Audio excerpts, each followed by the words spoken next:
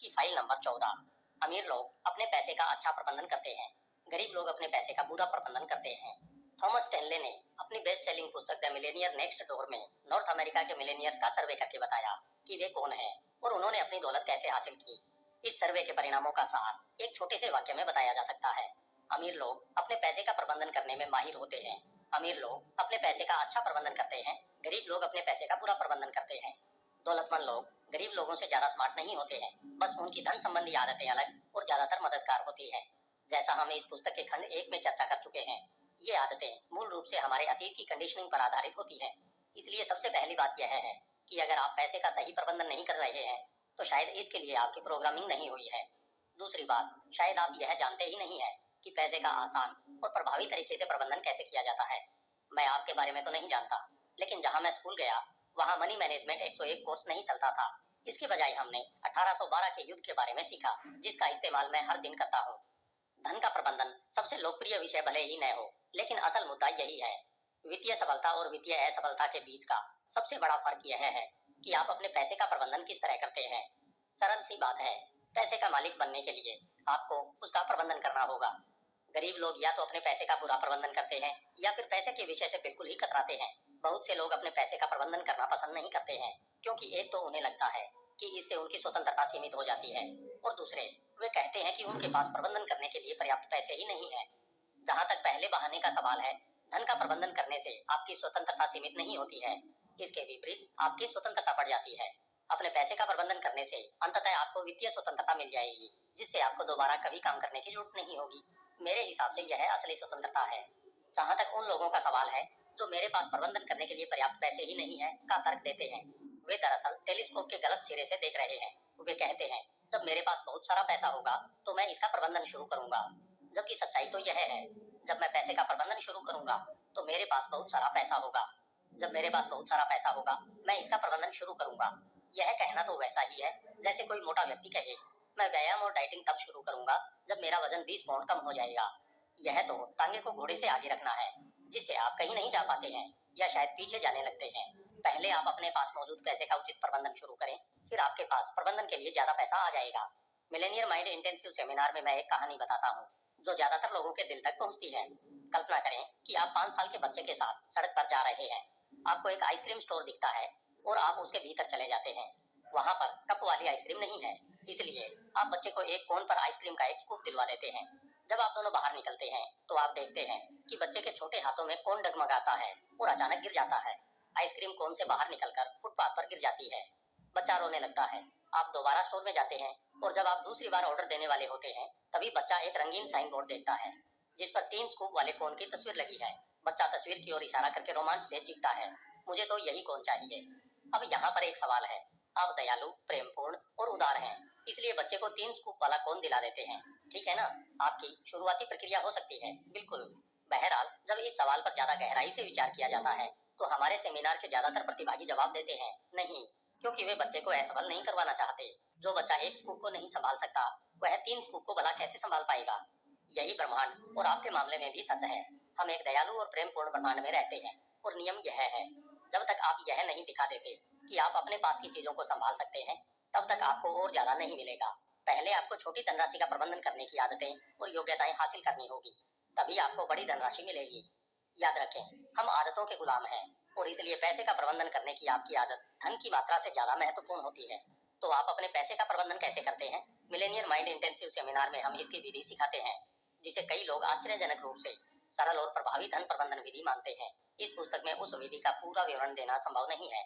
बहरहाल मैं आपको कुछ मूलभूत बातें बताना चाहता हूँ ताकि आप शुरू कर सकें। एक अलग बैंक खाता खोलें और इसे वित्तीय स्वतंत्रता खाता कहें। अपनी आमदनी के 10% हिस्से को इस खाते में डाल दें।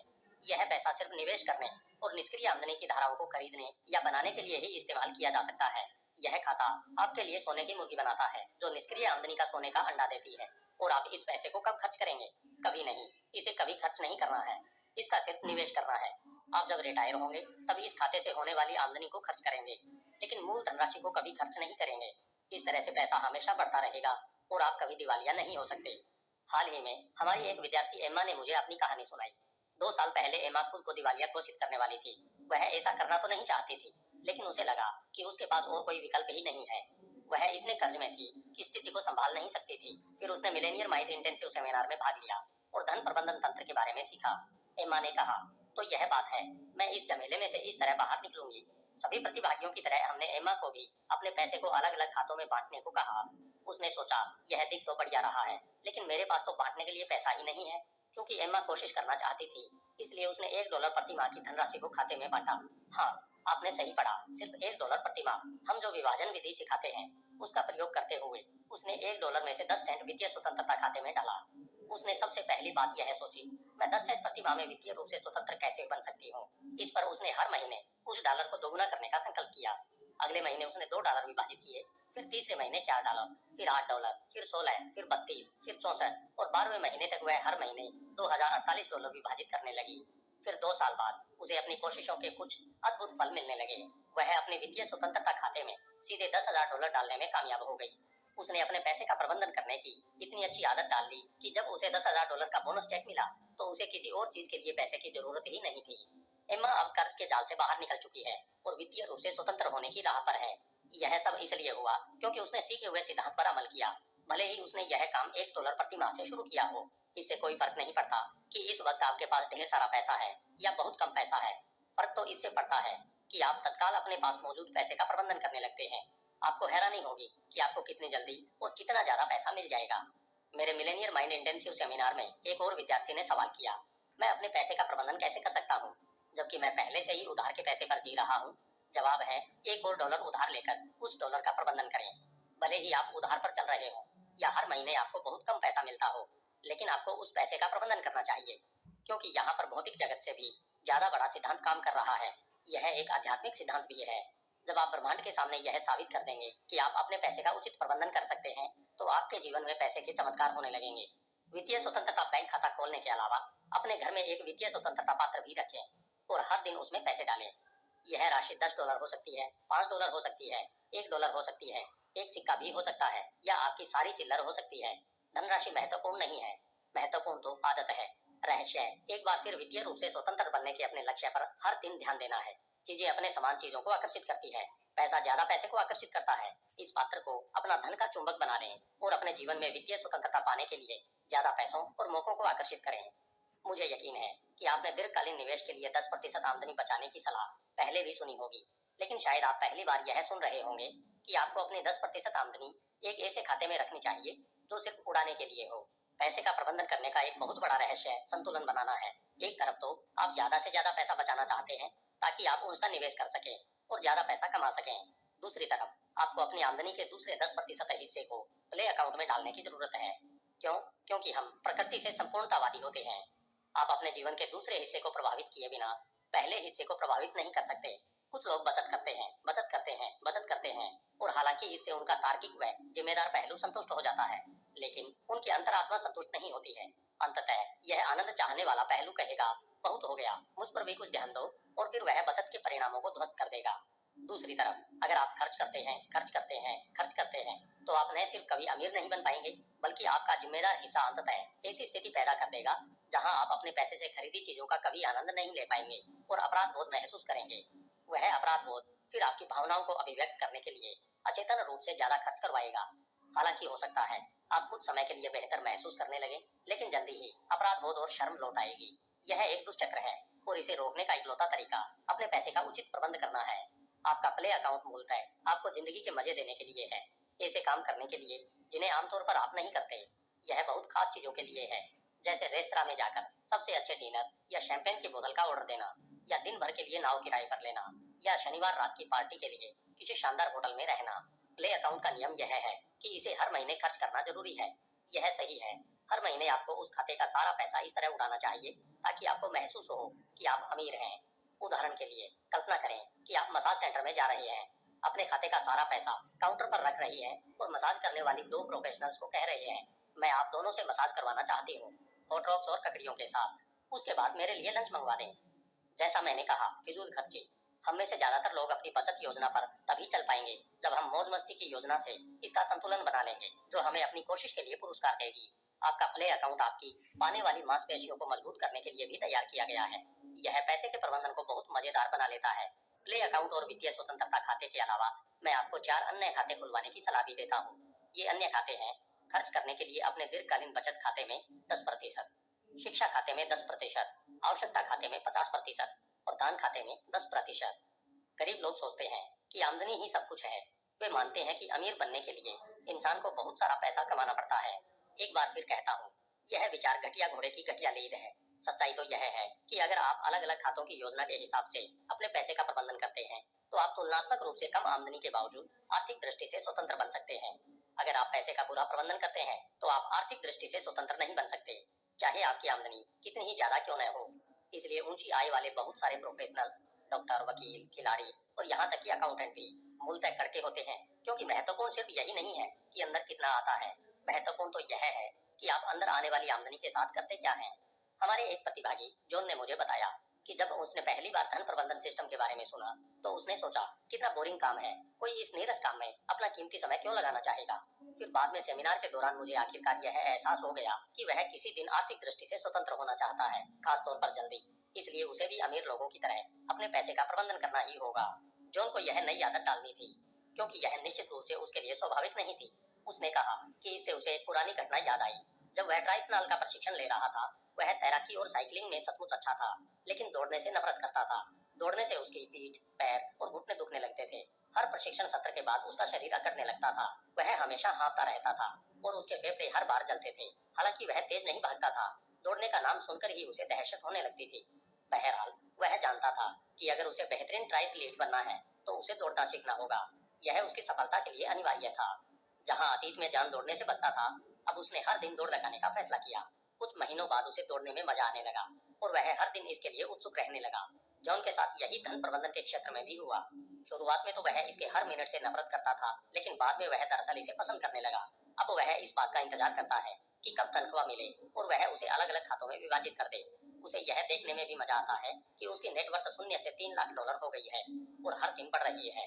मूलतः बात यह है, या तो आप पैसे का नियंत्रण करते हैं या फिर यह आपको नियंत्रित कर लेगा। पैसे को नियंत्रित करने के लिए आपको इसका प्रबंधन करना होगा। मुझे लगता है जब सेमिनार से निकलने के बाद लोग बताते हैं कि अपने पैसे का सही प्रबंधन शुरू करने के बाद वे धन, सफलता और स्वयं के बारे में कितना ज्यादा आत्मविश्वास महसूस करने लगे हैं, सबसे अच्छी बात यह है कि यह आत्मविश्वास उनके जीवन के दूसरे हिस्सों में भी पहुंच जाता है और उनकी खुशी, उनके संबंधों और यहाँ तक कि उनकी सेहत को भी बढ़ाता है। पैसा आपके जीवन का एक बड़ा हिस्सा है और जब आप सीख जाते हैं कि आप अपनी वित्तीय स्थिति को नियंत्रण में कैसे रख सकते हैं, तो आपके जीवन के सभी क्षेत्र हवा से बातें करने लगेंगे। घोषणा, दिल पर हाथ रखकर कहें, मैं बेहतरीन धन प्रबंधक हूँ। अपना सिर छूकर कहें, मेरे पास मिलेनियर मस्तिष्क है। मिलेनियर मस्तिष्क की गतिविधियां, अपना वित्तीय स्वतंत्रता खाता खोलें और अपनी 10% आमदनी इस खाते में डालें। इस पैसे को कभी खर्च नहीं करना है, इसका तो सिर्फ निवेश करना है ताकि आपको रिटायरमेंट के बाद निष्क्रिय आमदनी मिलती रहे। 2, अपने घर में एक वित्तीय स्वतंत्रता पात्र रखें और हर दिन उसमें पैसे डालें। यह राशि $10, $5, $1, एक सिक्का या आपकी सारी चिल्लर हो सकती है। एक बार फिर, इससे आपका ध्यान अपनी वित्तीय स्वतंत्रता पर केंद्रित रहेगा और जिस चीज पर आपका ध्यान होगा वही परिणाम नजर आएंगे। 3, प्ले अकाउंट खोलें या अपने घर में एक प्ले बॉक्स रखें जिसमें आप अपनी आमदनी का 10% जमा करें। प्ले अकाउंट और वित्तीय स्वतंत्रता खाते के अलावा 4 अन्य खाते खोलें और उनमें निम्नलिखित प्रतिशत जमा करें। खर्च करने के लिए अपने दीर्घकालीन बचत खाते में 10%, शिक्षा खाते में 10%, आवश्यकता खाते में 50%, दान खाते में 10%। 4, आपके पास जितना भी पैसा हो इसी समय उसका प्रबंधन शुरू कर दें। एक दिन भी इंतजार न करें। भले ही आपके पास सिर्फ $1 हो, उस डॉलर का प्रबंधन करें। इसमें से 10 सेंट निकालकर अपने वित्तीय स्वतंत्रता पात्र में डाल दें और दूसरे 10 सेंट लेकर अपने प्ले अकाउंट बॉक्स में डाल दें। सिर्फ यह छोटा सा काम ही ब्रह्मांड को संदेश भेज देगा कि आप ज्यादा पैसे के लिए तैयार हैं। जाहिर है, अगर आप इससे ज्यादा पैसे का प्रबंधन कर सकते हो तो अवश्य करें। दौलत की फाइल नंबर 15। अमीर लोग पैसे से अपने लिए कड़ी मेहनत करवाते हैं, गरीब लोग अपने पैसे के लिए कड़ी मेहनत करते हैं। अगर आप अधिकांश लोगों जैसे हैं तो बचपन से आपकी प्रोग्रामिंग इस तरह हुई होगी कि आपको पैसे के लिए कड़ी मेहनत करनी होगी। बहरहाल, ज्यादा संभावना इस बात की है कि आप इस तरह की महत्वपूर्ण कंडीशनिंग के साथ बड़े नहीं हुए होंगे कि आप पैसे से अपने लिए कड़ी मेहनत करवाएं। बेशक कड़ी मेहनत महत्वपूर्ण है, लेकिन सिर्फ कड़ी मेहनत करके आप कभी अमीर नहीं बन सकते। हम यह बात कैसे जानते हैं? अपने आसपास की दुनिया पर एक नजर डालकर खुद देख लें। करोड़ों नहीं, इसे अरबों कर लें, लोग दिन रात बुरी तरह काम करते हैं और अपना खून पसीना एक कर देते हैं। क्या वे सभी अमीर हैं? नहीं। क्या उनमें से ज्यादातर अमीर हैं? नहीं। क्या उनमें से बहुत से अमीर हैं? नहीं। उनमें से ज्यादातर या तो कंगाल हैं या उसके बहुत करीब हैं। दूसरी तरफ दुनिया के कंट्री क्लबों में मनोरंजन कौन करता है? दोपहर में गोल्फ, टेनिस या तैराकी के शौक कौन पूरा करता है? कौन हर दिन शॉपिंग करता है और हर सप्ताह छुट्टियां मनाता है? मैं आपको 3 अंदाजे दूंगा और पहले 2 अंदाजे गिनती में ही नहीं आते। अमीर लोग और कौन? हम एक बात साफ समझ लें, अमीर बनने के लिए आपको कड़ी मेहनत करनी होगी। यह विचार बकवास के सिवाय कुछ नहीं है। कार्य संबंधी पुराना प्रोटेस्टेंट सिद्धांत कहता है, $1 की तनख्वाह के बदले में $1 का काम। इस कहावत में कुछ भी गलत नहीं है। वे सिर्फ हमें यह बताना भूल गए कि उस $1 की तनख्वाह का हमें करना क्या है, उस डॉलर से क्या करना है। यह जानकर आप कड़ी मेहनत के बजाय स्मार्ट मेहनत की ओर बढ़ जाते हैं। अमीर लोग दिन भर खेल सकते हैं और आराम कर सकते हैं क्योंकि वे स्मार्ट तरीके से काम करते हैं। वे लिवरेज के सिद्धांत को समझते हैं और इसका इस्तेमाल करते हैं। वे दूसरे लोगों को नौकरी पर रख लेते हैं जो उनके लिए काम करते हैं। इसके अलावा वे अपने पैसे से भी अपने लिए काम करवाते हैं। हाँ, मेरा अनुभव बताता है कि आपको पैसे के लिए कड़ी मेहनत करनी पड़ती है। बहरहाल, अमीर लोगों के लिए यह स्थिति अस्थायी होती है, गरीब लोगों के लिए यह स्थायी होती है। अमीर लोग जानते हैं कि आपको तब तक कड़ी मेहनत करनी होती है जब तक कि आपका पैसा आपकी जगह कड़ी मेहनत न करने लगे। वे यह बात समझते हैं कि आपका पैसा जितना ज्यादा काम करेगा, आपको उतना ही कम काम करना पड़ेगा। याद रखें, धन ऊर्जा है। ज्यादातर लोग काम की ऊर्जा डालकर धन की ऊर्जा पाते हैं। जो लोग वित्तीय स्वतंत्रता हासिल करते हैं, वे यह सीख चुके हैं कि काम की ऊर्जा की जगह पर ऊर्जा के दूसरे प्रकारों का किस तरह इस्तेमाल करना है। इन प्रकारों में शामिल है दूसरे लोगों का काम, बिजनेस सिस्टम्स का काम या निवेश पूंजी का काम। एक बात फिर, पहले पैसे के लिए कड़ी मेहनत करें, फिर पैसे को अपने लिए कड़ी मेहनत करने दें। जब पैसे के खेल की बात आती है तो ज्यादातर लोगों को जरा भी अंदाजा नहीं होता है कि जीत का पैमाना क्या है, आपका लक्ष्य क्या है, आप यह मैच कब जीत पाएंगे। क्या आप दिन में 3 बार भोजन करने के लिए निशाना साध रहे हैं, $1 लाख सालाना आमदनी के लिए, मिलेनियर बनने के लिए या मल्टी मिलेनियर बनने के लिए? मिलेनियर माइंड इंटेंसिव सेमिनार में हम पैसे के खेल का यह लक्ष्य सिखाते हैं कि आपको दोबारा कभी काम नहीं करना पड़े जब तक कि आप करना न चाहें, और अगर आप काम करें तो जरूरत के कारण नहीं, शौक से करें। दूसरे शब्दों में, लक्ष्य जल्दी से जल्दी वित्तीय स्वतंत्रता पाना है। वित्तीय स्वतंत्रता की मेरी परिभाषा सरल है, यह मनचाही जीवन शैली जीने की क्षमता है, जबकि आपको पैसे के लिए नौकरी करने या किसी दूसरे पर निर्भर रहने की जरूरत न हो। गौर करें, इस बात की पूरी संभावना है कि आपकी मनचाही जीवन शैली को पाने में पैसा खर्च होगा, इसलिए स्वतंत्र बनने के लिए आपको बिना काम किए पैसे कमाने की जरूरत होगी। हम बगैर काम के हासिल होने वाली आमदनी को निष्क्रिय आमदनी कहते हैं। पैसे के खेल को खेलने के लिए आपका लक्ष्य इतनी निष्क्रिय आमदनी पाना है ताकि आप अपनी मनचाही जीवन शैली का खर्च उठा सकें। संक्षेप में, जब आपकी निष्क्रिय आमदनी आपके खर्च से ज्यादा हो जाती है, तब आप आर्थिक रूप से स्वतंत्र हो जाते हैं। मैंने निष्क्रिय आमदनी के 2 मूलभूत स्रोत पहचाने हैं। पहला है पैसा आपके लिए काम कर रहा हो, जिसमें शेयर, बॉन्ड, टी बिल्स, धन के बाजार, म्यूचुअल फंड जैसे निवेशों से होने वाली आमदनी शामिल है। इसमें मॉर्गेज का स्वामित्व या अन्य संपत्तियां भी शामिल है जिनका मूल्य बढ़ता है और जिन्हें बेचा जा सकता है। निष्क्रिय आमदनी का दूसरा स्रोत है बिजनेस आपके लिए काम कर रहा हो। इसमें आपको अपने बिजनेस से लगातार आमदनी हासिल करनी होगी। हालांकि बिजनेस चलाने और आमदनी पाने के लिए आपको व्यक्तिगत रूप से बिजनेस में काम करने की जरूरत नहीं होगी। इसके कुछ उदाहरण हैं, रेंटल रियल एस्टेट, पुस्तक, संगीत या सॉफ्टवेयर से मिलने वाली रॉयल्टी, अपने विचारों की लाइसेंसिंग, फ्रेंचाइजर बनना, स्टोरेज यूनिट का स्वामी बनना, वेंडिंग या सिक्कों से चलने वाली अन्य मशीनों का मालिक बनना और नेटवर्क मार्केटिंग। इसमें दुनिया में कोई भी ऐसा बिजनेस करना भी शामिल है जो एक सुचारू व्यवस्था के तहत आपके बिना चल सकता हो। एक बार फिर, यह ऊर्जा का मामला है। विचार यह है कि अब आपके बजाय बिजनेस काम कर रहा है और लोगों को मूल्य प्रदान कर रहा है। उदाहरण के लिए, नेटवर्क मार्केटिंग एक अद्भुत विचार है। पहली बात, इसमें आमतौर पर शुरू में आपको ढेर सारी पूंजी लगाने की जरूरत नहीं होती है। दूसरी बात, जब आप शुरुआती काम कर लेते हैं तो आपको रेजिडुअल आमदनी साल दर साल मिलती रहती है। नियमित 9 से 5 की नौकरी में ऐसा करके दिखाएं। मैं निष्क्रिय आमदनी के स्रोत बनाने के महत्व पर बहुत जोर देता हूँ। इसका कारण सरल है, निष्क्रिय आमदनी के बिना आप कभी स्वतंत्र नहीं हो सकते। लेकिन यह एक और बड़ा लेकिन है। क्या आप जानते हैं कि ज्यादातर लोगों को निष्क्रिय आमदनी बनाने में मुश्किल होती है? इसके 3 कारण होते हैं। पहला, कंडीशनिंग। हम में से ज्यादातर की वास्तविक प्रोग्रामिंग निष्क्रिय आमदनी नहीं कमाने की होती है। जब आप 13 से 16 साल के बीच के रहे होंगे और आपको पैसे की जरूरत पड़ी होगी, तो आपके माता पिता ने आपसे क्या कहा था? क्या उन्होंने कहा था, अच्छी बात है, जाओ और थोड़ी निष्क्रिय आमदनी हासिल करो? मुझे तो नहीं लगता। इसके बजाय हम में से ज्यादातर ने सुना था, काम पर जाओ, नौकरी खोजो, या ऐसी ही कोई और बात। हमें पैसे के लिए काम करना सिखाया गया था। निष्क्रिय आमदनी हासिल करना हम में से ज्यादातर के लिए स्वाभाविक नहीं है। दूसरी बात, हम में से ज्यादातर लोगों को कभी सिखाया ही नहीं गया कि निष्क्रिय आमदनी हासिल कैसे की जाती है। मेरे स्कूल में निष्क्रिय आमदनी 101 नामक विषय भी नहीं पढ़ाया जाता था। वहां मैंने लकड़ी और धातु के काम सीखे और अपनी माँ के नक्शे कदम पर चला। क्योंकि हमने स्कूल में निष्क्रिय आमदनी के स्रोत बनाना नहीं सीखा, इसलिए हमने इसे कहीं और सीखा। ठीक है क्या? मुझे ऐसा नहीं लगता। अंतिम परिणाम यह है कि हम में से ज्यादातर लोग इसके बारे में बहुत ज्यादा नहीं जानते हैं और इसलिए इसके बारे में ज्यादा कुछ करते भी नहीं है। क्योंकि हमें निष्क्रिय आमदनी और निवेश के बारे में कभी ज्यादा नहीं सिखाया गया, इसलिए हमने इसकी तरफ कभी ध्यान ही नहीं दिया। हमारे करियर और बिजनेस का लक्ष्य काम करके आमदनी बनाना था। अगर आप बचपन से ही समझ जाते कि मूल आर्थिक लक्ष्य निष्क्रिय आमदनी बनाना है, तो क्या आप करियर के विकल्पों पर दोबारा विचार नहीं करते? मैं हमेशा लोगों को सलाह देता हूँ कि वे अपने बिजनेस या करियर को बदलकर ऐसी दिशा खोजें जहां निष्क्रिय आमदनी की धाराएं उत्पन्न करना सहज और तुलनात्मक रूप से ज्यादा आसान हो। यह खास तौर पर आज महत्वपूर्ण है, क्योंकि बहुत सारे लोग सेवा व्यवसाय में काम करते हैं, जहां पैसा कमाने के लिए उन्हें व्यक्तिगत रूप से मौजूद रहना पड़ता है। व्यक्तिगत सेवा व्यवसाय में कुछ गलत नहीं है, सिवाय इसके कि जब तक आप अपने निवेश के घोड़े काफी जल्दी तैयार नहीं कर लेते हैं और बहुत अच्छा प्रदर्शन नहीं करते हैं, तब तक आप हमेशा काम के जाल में फंसे रहते हैं। अगर आप तत्काल या आगे चलकर निष्क्रिय आमदनी उत्पन्न करने वाला बिजनेस चुन लेते हैं, तो आपको दोनों संसारों का सर्वश्रेष्ठ मिल जाएगा। अभी काम करके आमदनी और बाद में निष्क्रिय आमदनी। कुछ पैराग्राफ पहले मैंने निष्क्रिय आमदनी देने वाले कुछ व्यावसायिक विकल्प बताए हैं, उनकी समीक्षा करें। दुर्भाग्य से लगभग हर आदमी के पास धन का ब्लूप्रिंट होता है, जिसमें काम करके आमदनी कमाने का सॉफ्टवेयर होता है, जबकि निष्क्रिय आमदनी का सॉफ्टवेयर नहीं होता है।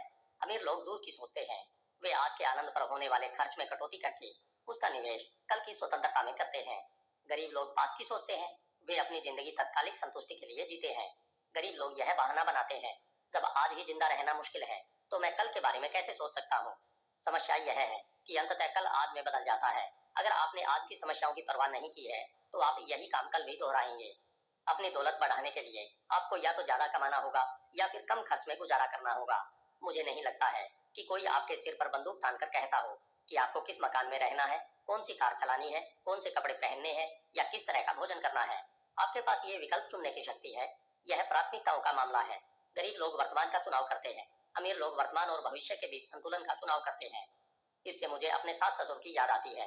मेरे पत्नी के माता पिता 25 साल तक एक वैरायटी स्टोर के मालिक थे, जो 7-Eleven का छोटा संस्करण था और बहुत छोटा था। उनकी ज्यादातर आमदनी cigarette, candy bar, ice cream, chewing gum और सोडा बेचकर होती थी। उन दिनों वहां पर लॉटरी टिकट भी नहीं बिकते थे। औसत बिक्री $1 से भी कम थी। वे चिल्लर बिजनेस में थे, फिर भी वे ज्यादातर चिल्लर को बचा लेते थे। वे रेस्तरां में डिनर करने नहीं जाते थे, वे डिजाइनर कपड़े नहीं पहनते थे, वे लेटेस्ट कार नहीं चलाते थे, वे आरामदेह ढंग से रहते थे लेकिन किफायती थे। अंततः उन्होंने अपना हाउस लोन पटा दिया और वह आधा प्लाजा भी खरीद लिया जहां उनका स्टोर स्थित था। पाई पाई बचाकर और निवेश करके मेरे ससुर 59 साल की उम्र में आराम से रिटायर होने में कामयाब हो गए। मुझे आपको यह बताते हुए अच्छा नहीं लग रहा है, लेकिन ज्यादातर मामलों में तात्कालिक संतुष्टि के लिए चीजें खरीदना समस्या का हल नहीं है। यह जीवन में हमारी असंतुष्टि की भरपाई करने की निरंतर कोशिश से ज्यादा कुछ नहीं है। अक्सर आपके पास जो पैसा नहीं है उसे खर्च करना आपके मन के बढ़ाऊ भाव से आता है। इस सिंड्रोम को आमतौर पर रिटेल थेरेपी के नाम से जाना जाता है। ज्यादा खर्च करने और तात्कालिक संतुष्टि की जरूरत का खरीदी जाने वाली चीज से बहुत कम लेना देना होता है। इसका लेना देना तो आपके जीवन में संतुष्टि की कमी से होता है। जाहिर है, अगर ज्यादा खर्च आपकी तात्कालिक भावनाओं के कारण नहीं हो रहा है, तो फिर यह आपके धन के ब्लूप्रिंट के कारण हो रहा है। हमारी एक विद्यार्थी नेटेली के अनुसार उसके माता पिता बेहद कंजूस थे। वे हर चीज के लिए डिस्काउंट कूपन का इस्तेमाल करते थे। उसकी माँ के पास कूपनों से भरा एक फाइल बॉक्स था, जिसमें कूपन श्रेणी के हिसाब से जमे रहते थे। उसके पिता के पास 15 साल पुरानी कार थी, जिसमें जंग लग रही थी। नेटेली को उस कार में बैठने में शर्म आती थी, खासतौर पर तब जब उसकी माँ उसे स्कूल से लेने आती थी। कार में बैठते समय नेटेली प्रार्थना करती थी कि कोई देख न रहा हो। छुट्टियों में उसका परिवार कभी मोटल या होटल में नहीं ठहरता था। वे हवाई जहाज से यात्रा भी नहीं करते थे, बल्कि खटारा कार से 11 दिन तक देश भर में घिसटते रहते थे, पूरे रास्ते, हर साल। हर चीज बहुत महंगी मानी जाती थी। नेटेली सोचती थी कि वे लोग कंगालों की तरह जी रहे हैं, लेकिन उसके डैडी हर साल $75,000 कमाते थे, जो उस वक्त उसे बहुत ज्यादा आमदनी लगती थी। वह दुविधा में थी। चूंकि वह उनकी कंजूसी की आदत से चिढ़ती थी, इसलिए वह उनके विपरीत बन गई। वह हर चीज हाई क्लास और महंगी चाहती थी। जब वह घर से निकलकर खुद कमाने लगी तो उसे इस बात का एहसास ही नहीं हुआ, लेकिन पलक झपकते ही वह अपने पास का सारा पैसा खर्च कर देती थी और कर्ज में डूब जाती थी। नेटली के पास क्रेडिट कार्ड थे, मेंबरशिप कार्ड थे और भी न जाने कौन कौन से कार्ड थे। उसने यह झमेला इतना फैला दिया कि आखिरकार वह न्यूनतम धनराशि भी नहीं चुका सकती थी। तब जाकर वह मिलेनियर माइंड इंटेंसिव सेमिनार में आई और वह कहती है कि इसने उसकी जिंदगी बचा ली। मिलेनियर माइंड इंटेंसिव में एक अभ्यास है जहां हम आपके आर्थिक व्यक्तित्व को पहचानते हैं। उस अभ्यास की वजह से नेटली की पूरी दुनिया बदल गई। उसने पहचान लिया कि वह अपना सारा पैसा क्यों खर्च कर रही है। यह कंजूस माता पिता के खिलाफ उसका विद्रोह था। यह खुद के और दुनिया के सामने यह साबित करना भी था कि वह कंजूस नहीं है। कोर्स के बाद से उसका ब्लूप्रिंट बदल गया। नेटली कहती है कि अब उसके मन में मूर्खतापूर्ण तरीकों से पैसा खर्च करने की इच्छा नहीं होती है। नेटली ने बताया कि वह हाल ही में एक मॉल से गुजर रही थी और उसमें अपने एक प्रिय स्टोर के विंडो डिस्प्ले में एक बेहतरीन हल्का भूरा सूट और फर कोट लटका देखा। तत्काल उसके दिमाग ने कहा, वह कोट तुम पर बहुत प्यारा लगेगा, खास तौर पर तुम्हारे सुनहरे बालों के साथ। तुम्हें उसकी जरूरत है। तुम्हारे पास जाड़े में पहनने के लिए कोई अच्छा कोट नहीं है। बस फिर क्या था, वह तत्काल स्टोर में चली गई और जब वह उसे पहनकर देखने लगी तो उसने प्राइस टैग पर ध्यान दिया जहां $400 लिखा था। उसने पहले कभी इतना महंगा कोट नहीं खरीदा था। उसके दिमाग ने कहा, उससे क्या, यह कोट तुम पर खूब जम रहा है, इसे खरीद लो। तुम पैसे की व्यवस्था बाद में कर सकती हो। वह कहती है कि यहीं पर उसने पाया कि मिलेनियर माइंड इंटेंसिव का सबक इतना गहरा था। जैसे ही उसके दिमाग ने उसे कोट खरीदने की सलाह दी, उसके मस्तिष्क की नई और ज्यादा सहयोगी फाइल आकर कहने लगी, बेहतर होगा कि तुम ये $400 अपने वित्तीय स्वतंत्रता अकाउंट में डाल दो। तुम्हें उस कोट की क्या जरूरत है। तुम्हारे पास जाड़े के लिए एक कोट पहले से ही है जो इस वक्त अच्छा है। वह जान पाए इससे पहले ही उसने उस कोट को पहले की तरह तत्काल खरीदने के बजाय अगले दिन पर टाल दिया। वह उस कोट को खरीदने कभी नहीं गई। नेटली को एहसास हुआ कि उसके मस्तिष्क में अब भौतिक संतुष्टि की फाइलों की जगह वित्तीय स्वतंत्रता की फाइलें आ गई हैं। अब उसकी प्रोग्रामिंग खर्च करने की नहीं है। अब वह जानती है कि उसने अपने माता पिता को जैसा करते देखा है उसका लाभ उठाकर वह बचत करे, लेकिन इसके साथ ही वह अपने प्ले अकाउंट से अच्छी चीजों के मजे भी ले। नेटली ने अपने माता पिता को भी कोर्स में भेज दिया ताकि वे भी ज्यादा संतुलित बन सकें। उसने बहुत रोमांचित होकर उन्हें बताया कि अब वे मोटर्स में रुकने लगे हैं। उन्होंने एक नई कार खरीद ली है और अपने पैसे से अपने लिए काम करवाना सीखकर अब वे मिलेनियर के रूप में रिटायर हो चुके हैं। नेटली अब समझती है कि मिलेनियर बनने के लिए उसे अपने माता पिता जितना कंजूस होने की जरूरत नहीं है, लेकिन वह यह भी जानती है, लेकिन अगर वह पहले की तरह बगैर सोचे समझे अपना पैसा उड़ाएगी तो वह कभी वित्तीय रूप से स्वतंत्र नहीं हो पाएगी। नेटली ने कहा, अपने पैसे और दिमाग को काबू में रखना बहुत शानदार अनुभव है। एक बार फिर विचार यह है कि आप अपने पैसे से अपने लिए उतनी कड़ी मेहनत करवाएं जितनी आप इसके लिए करते हैं। इसका मतलब यह है कि आपके जीवन का लक्ष्य पूरी आमदनी खर्च करना नहीं होना चाहिए, बल्कि उसमें से बचत और निवेश करना होना चाहिए। एक बड़ी मजेदार बात देखने में आती है, अमीर लोगों के पास बहुत सा पैसा होता है और वे कम खर्च करते हैं, जबकि गरीब लोगों के पास कम पैसा होता है और उनके खर्च ढेर सारे होते हैं। दीर्घकालीन विरुद्ध अल्पकालीन। गरीब लोग आज जीने के लिए पैसे कमाते हैं। अमीर लोग काम करके पैसा इसलिए कमाते हैं ताकि वे उसका निवेश कर सकें, जिससे उन्हें भविष्य में आमदनी हो सके। अमीर लोग संपत्तियां खरीदते हैं जिनका मूल्य बढ़ने की संभावना होती है। गरीब लोग ऐसी चीजों पर खर्च करते हैं जिनका मूल्य निश्चित रूप से कम होता है। अमीर लोग जमीन जायदाद इकट्ठी करते हैं, गरीब लोग बिल इकट्ठे करते हैं। मैं आपको वही बात बताऊंगा जो मैं अपने बच्चों से कहता हूँ, रियल एस्टेट खरीदो। सबसे अच्छी चीज ऐसी जायदाद खरीदना है जिससे सकारात्मक कैश फ्लो मिले। लेकिन जहां तक मेरा सवाल है, रियल एस्टेट न होने से कैसी भी रियल एस्टेट बेहतर है। निश्चित रूप से रियल एस्टेट के बाजार में उतार चढ़ाव होते हैं, लेकिन अंत में चाहे यह 5, 10, 20 या 30 साल बाद हो, आप शर्त लगा सकते हैं कि इसका मूल्य आज से बहुत ज्यादा होगा। हो सकता है कि अमीर बनने के लिए आपको बस उतने की ही जरूरत हो। आप इस समय जितने रियल एस्टेट खरीद सकते हो खरीद लें। अगर आपको ज्यादा पूंजी की जरूरत हो तो आप ऐसे लोगों के साथ पार्टनर बन सकते हैं जिन पर आपको भरोसा हो और जिन्हें आप अच्छी तरह जानते हो। रियल एस्टेट के साथ मुश्किल में फंसने का बस एक ही तरीका है और वह यह है कि आप ज्यादा बड़ा कोर निकल लें और आपको गिरते बाजार में बेचना पड़े। अगर आपने मेरी पहले दी गई सलाह पर ध्यान दिया हो और आप अपने पैसे का उचित प्रबंधन करते हो तो ऐसा होने की संभावना बहुत कम या न के बराबर है। जैसी कहावत है, रियल एस्टेट खरीदने का इंतजार मत करो, रियल एस्टेट खरीदो और फिर इंतजार करो। क्योंकि मैंने कुछ समय पहले अपने सास ससुर का उदाहरण दिया था, इसलिए यह उचित है कि अब मैं आपको अपने माता पिता का उदाहरण भी दे दूं। मेरे अभिभावक गरीब नहीं थे, लेकिन वे बेमुश्किल मध्यम वर्ग में आते थे। डैडी बहुत मेहनत करते थे, माँ शारीरिक रूप से बहुत स्वस्थ नहीं थी, इसलिए वे घर पर ही रहकर बच्चों को संभालती थी। मेरे डैडी कारपेंटर थे और उनका ध्यान इस तरफ गया कि उन्हें काम देने वाले सभी बिल्डर वर्षों पहले खरीदी जमीन डेवलप कर रहे थे। उन्होंने यह भी देखा कि वे सभी काफी अमीर थे। मेरे माता पिता ने भी पाई पाई जोड़ी और अंततः जिस शहर में वे रहते थे उससे 20 मील बाहर 3 एकड़ जमीन खरीद ली। इसमें उन्हें $60,000 खर्च करने पड़े। 10 साल बाद एक डेवलपर ने उस जगह पर स्ट्रिप मॉल बनाने का फैसला किया और मेरे माता पिता ने वह जमीन $6 लाख में बेच दी।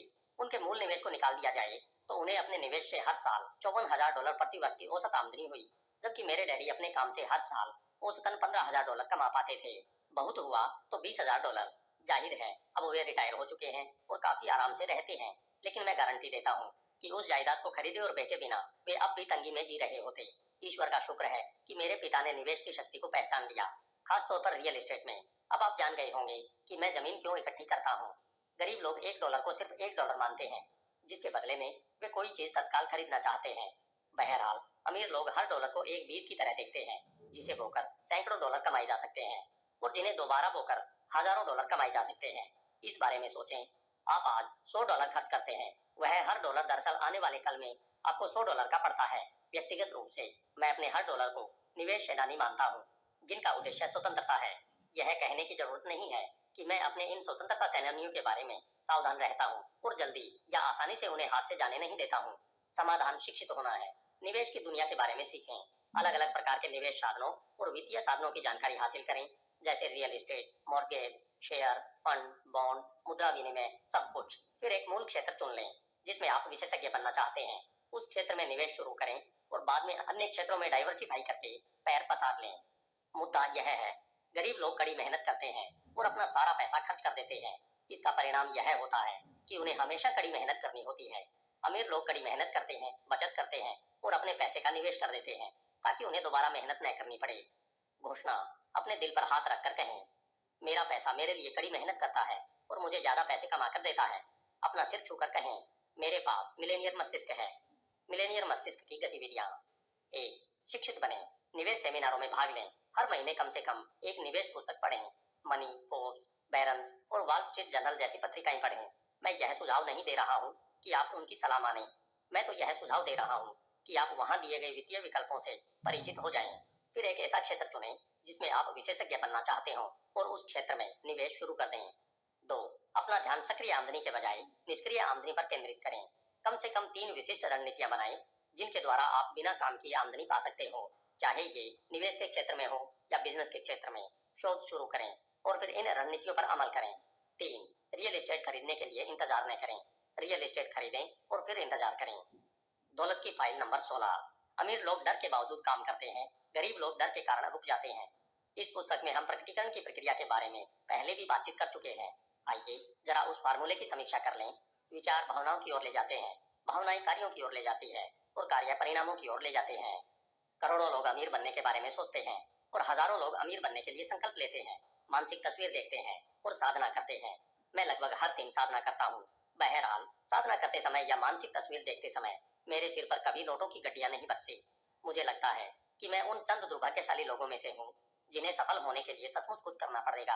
संकल्प, साधना और मानसिक तस्वीर देखना सभी बहुत बढ़िया साधन है, लेकिन जहां तक मैं मानता हूँ उनमें से कोई भी अपने आप असल दुनिया में आपको असली पैसा लाकर नहीं देगा। असल दुनिया में सफल होने के लिए आपको असली काम करना होगा। यह काम इतना महत्वपूर्ण क्यों है? आइए हम प्रकटीकरण की प्रक्रिया की ओर लौटते हैं। विचारों और भावनाओं की ओर देखें। वे अंदरूनी जगत का हिस्सा है या बाहरी जगत का? अंदरूनी जगत का।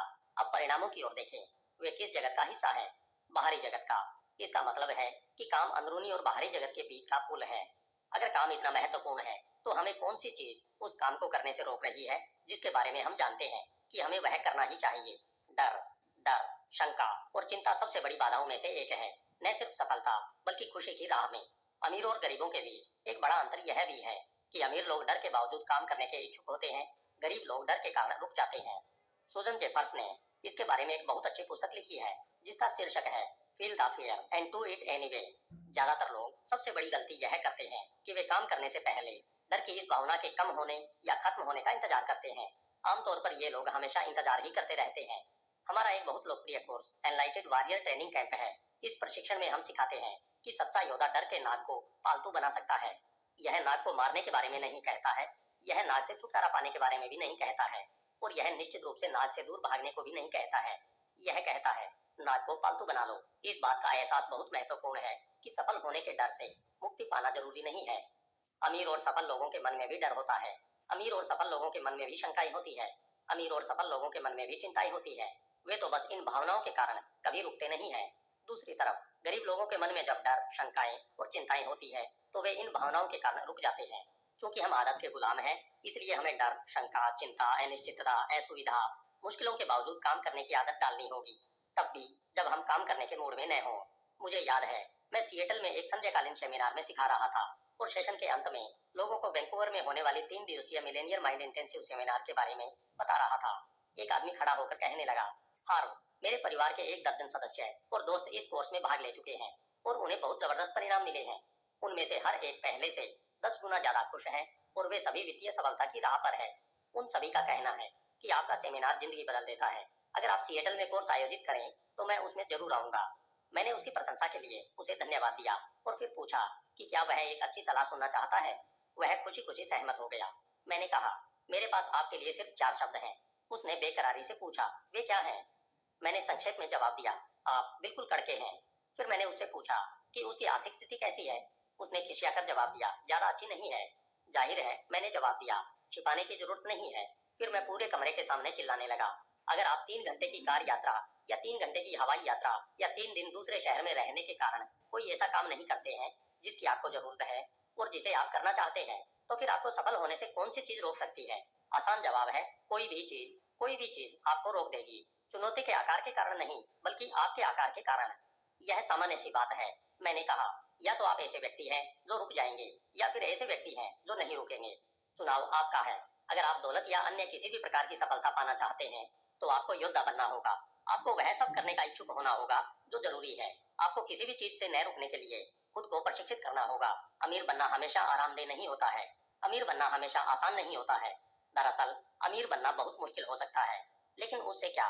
हमारा एक प्रमुख एंटाइटल वारियल सिद्धांत है, अगर आप सिर्फ आसान काम करने के इच्छुक हैं तो जिंदगी मुश्किल होगी, लेकिन अगर आप मुश्किल काम करने के इच्छुक हैं तो जिंदगी आसान होगी। अमीर लोग इस आधार पर काम नहीं करते कि क्या आसान और सुविधाजनक है। यह जीवन शैली तो गरीब और अधिकांश मध्यम वर्गीय लोगों तक ही सीमित है। मेरा गुस्से भरा लेक्चर खत्म हो गया। दर्शक खामोश थे। बाद में जिस आदमी ने यह पूरी चर्चा शुरू की थी उसने आकर मुझे धन्यवाद दिया कि मैंने उसकी आंखें खोल दी थी। जाहिर है उसने कोर्स में अपना नाम लिखवा दिया, लेकिन मुझे मजा तब आया जब मैंने जाते समय उसे फोन पर बातें करते सुना। फोन पर पूरे जोश खरोश के साथ वह मेरा ही लेक्चर अपने दोस्त को पिला रहा था। मुझे लगता है कि उसके लेक्चर का असर हुआ होगा, क्योंकि अगले दिन उसने अपने 3 और दोस्तों के नाम लिखा दिए। वे सभी ईस्ट कोस्ट के थे और वे सभी वैंकूवर आ रहे थे। अब जब हमने आरामदेह स्थिति को देख लिया है तो मुश्किल के बारे में क्या कहना है? मुश्किल के बावजूद काम करना इतना महत्वपूर्ण क्यों है? क्योंकि आरामदेह स्थिति वही है जिसमें आप इस समय हैं। अगर आप जीवन में किसी नए स्तर पर पहुंचना चाहते हैं तो आपको अपने आरामदेह क्षेत्र से बाहर निकलना होगा और वे काम करने की आदत डालनी होगी जो सुविधाजनक नहीं है।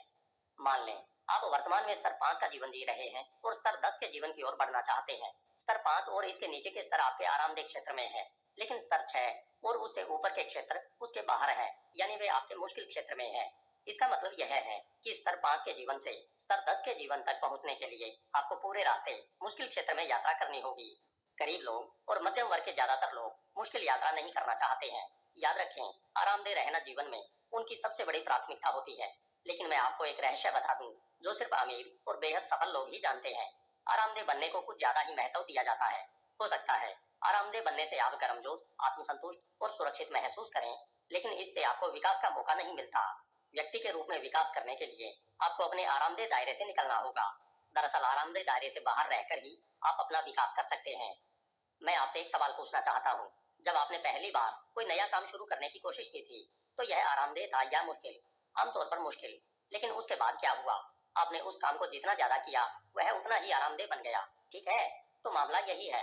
हर चीज शुरुआत में मुश्किल लगती है, लेकिन अगर आप उसमें लगातार जुटे रहते हैं तो अंततः आप मुश्किल दायरे में आगे बढ़ जाते हैं और सफल हो जाते हैं। फिर आपके पास एक नया विस्तृत आरामदेह दायरा हो जाएगा, जिसका मतलब है आप ज्यादा बड़े व्यक्ति बन जाएंगे।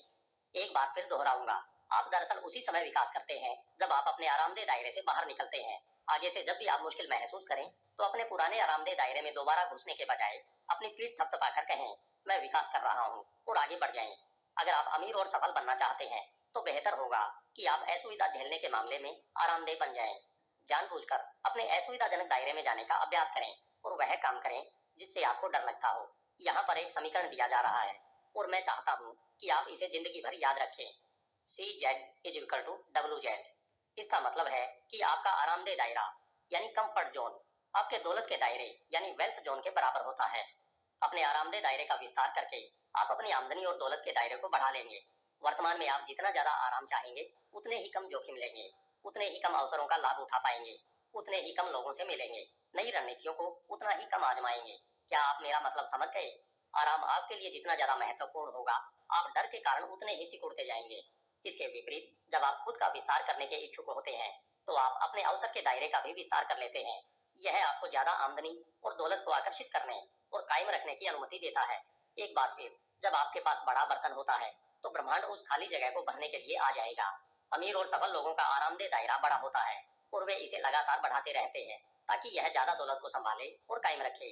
कोई भी असुविधा के कारण नहीं मरा है, लेकिन आरामदेह बनने के नाम पर बहुत से विचार, अवसर, कार्य और विकास मर चुके हैं। आरामदेह बनने में मौत है। अगर जीवन में आपका लक्ष्य आरामदेह बनना है तो मैं आपको दो चीजों की गारंटी दे सकता हूँ। पहली, आप कभी अमीर नहीं बन पाएंगे, और दूसरी, आप कभी खुश नहीं रह पाएंगे।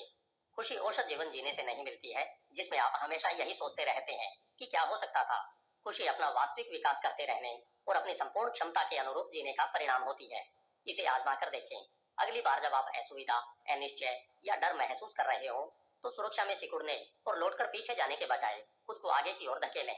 असुविधा की भावनाओं को महसूस करें और उन पर गौर करें। यह पहचानें कि ये तो सिर्फ भावनाएं हैं और उनमें आपको रोकने की शक्ति नहीं है। असुविधा के बावजूद लगातार आगे बढ़ते जाते हैं तो अंततः अपने लक्ष्य तक पहुंच ही जाएंगे। असुविधा की भावनाएं कभी कम होती है या नहीं, इससे कोई फर्क नहीं पड़ता। दरअसल जब वे कम होने लगे तो इसे इस बात का इशारा माने कि आपको अपना उद्देश्य बड़ा कर देना चाहिए, क्योंकि जिस पल आप आरामदेह बन जाते हैं आपका विकास थम जाता है। एक बार फिर याद दिला दूं, अपनी संपूर्ण क्षमता तक विकास करने के लिए आपको हमेशा अपने दायरे के किनारे पर जीना होगा। क्योंकि हम आदतों के गुलाम होते हैं, इसलिए हमें अभ्यास करना होगा। मैं आपसे आग्रह करता हूँ कि आप डर, असुविधा, कष्ट के बावजूद काम करने का अभ्यास करें, और तब भी जब आपका मन न हो। ऐसा करने पर जल्दी ही जीवन के ज्यादा ऊंचे स्तर पर पहुंच जाएंगे। हाँ, रास्ते में अपने बैंक अकाउंट की जांच भी करते जाएं, क्योंकि इस बात की गारंटी है कि यह भी तेजी से बढ़ रहा होगा। अपने कुछ संध्याकालीन सेमिनारों में इस मोड़ पर मैं प्रतिभागियों से पूछता हूँ, आप में से कितने लोग डर और असुविधा के बावजूद काम करने के इच्छुक हैं? आमतौर पर हर व्यक्ति अपना हाथ उठा देता है। फिर मैं कहता हूँ, शब्द तो 54 के 100 मिलते हैं। आइए देखते हैं कि क्या आप सचमुच यह काम करना चाहते हैं। फिर मैं लकड़ी का एक तीर बाहर निकालता हूँ जिसके सिरे पर स्टील की नोक होती है। मैं बताता हूँ कि अभ्यास के लिए उन्हें अपने गले से इस तीर को तोड़ना होगा। इसके बाद मैं बताता हूँ कि किस तरह स्टील की नोक आपके गले के नरम हिस्से में चुभती है, जबकि दूसरा व्यक्ति अपनी खुली हथेली पर उस तीर का दूसरा हिस्सा टिकाए रखता है। विचार यह है कि व्यक्ति सीधे तीर की तरह चलकर आए और इसके गर्दन में घुसने से पहले सिर्फ अपने गले का प्रयोग करके इसे तोड़े। इस बिंदु पर ज्यादातर लोगों को झटका लगता है। कई बार मैं यह अभ्यास करने के लिए किसी इच्छुक व्यक्ति को चुन लेता हूँ और कई बार आपको तीर थमा देता हूँ। कई मरतबा मैंने यह काम हजारों लोगों से ज्यादा के समूह के साथ किया है जो सभी तीर तोड़ रहे थे। क्या यह काम किया जा सकता है? क्या यह डरावना है? बिल्कुल। क्या यह असुविधाजनक है? यकीनन। लेकिन एक बार फिर विचार यह है कि डर और असुविधा आपको रोक न पाई। विचार है अभ्यास करना, आवश्यक काम करने के लिए खुद को प्रशिक्षित करना और राह में आने वाली किसी भी चीज के बावजूद काम करना। क्या ज्यादातर लोग तीर तोड़ लेते हैं? हाँ, जो भी 100% समर्पण के साथ कोशिश करता है वह उसे तोड़ लेता है। बहरहाल जो लोग धीरे धीरे आधे अधूरे मन से चलकर आते हैं या बिल्कुल ही नहीं चलते हैं, वे ऐसा नहीं कर पाते हैं। इस अभ्यास के बाद मैं लोगों से पूछता हूँ, आप में से कितनों को सचमुच तीर तोड़ना कल्पना से ज्यादा आसान लगा? सभी लोग कहते हैं कि वे इसे बहुत मुश्किल मान रहे थे, जबकि इसे तोड़ना कहीं आसान था। ऐसा क्यों? यहाँ पर आप एक बहुत महत्वपूर्ण सबक सीख सकते हैं। आपका मस्तिष्क इतिहास का सबसे बड़ा पटकथा लेखक है। यह अविश्वसनीय कहानियां गढ़ लेता है। यह बहुत से नाटकों और तबाहियों की कल्पना कर लेता है जो न कभी हुई है और शायद कभी होगी भी नहीं। मार्क ट्वेन ने इसे बहुत लाजवाब ढंग से कहा था, मेरे जीवन में हजारों समस्याएं रही है, जिनमें से ज्यादातर तो कभी दरअसल आई ही नहीं। आप एक और महत्वपूर्ण बात जान लें कि मस्तिष्क आपका संपूर्ण स्वरूप नहीं है। आप अपने मस्तिष्क से ज्यादा बड़े और विराट हैं। आपका मस्तिष्क भी आपके हाथ की तरह ही आपका एक हिस्सा है। यहाँ पर एक विचारोत्तेजक सवाल है, अगर आपके पास आपके दिमाग जैसा हाथ होता तो क्या होता? अगर यह चारों तरफ भटकता रहता, हमेशा आपको पीटता रहता और कभी चुप होने का नाम ही नहीं लेता, तो आप इसके साथ क्या करते? ज्यादातर लोग तपाक से कहते हैं, इसे काट देते। लेकिन आपका हाथ एक शक्तिशाली साधन है, इसलिए आप इसे क्यों काटेंगे? जाहिर है असली जवाब यह है कि आप इस पर नियंत्रण करना चाहते, इसका प्रबंधन करना चाहते और इसे प्रशिक्षित करना चाहते, ताकि यह आपके खिलाफ काम करने के बजाय आपके लिए काम करे।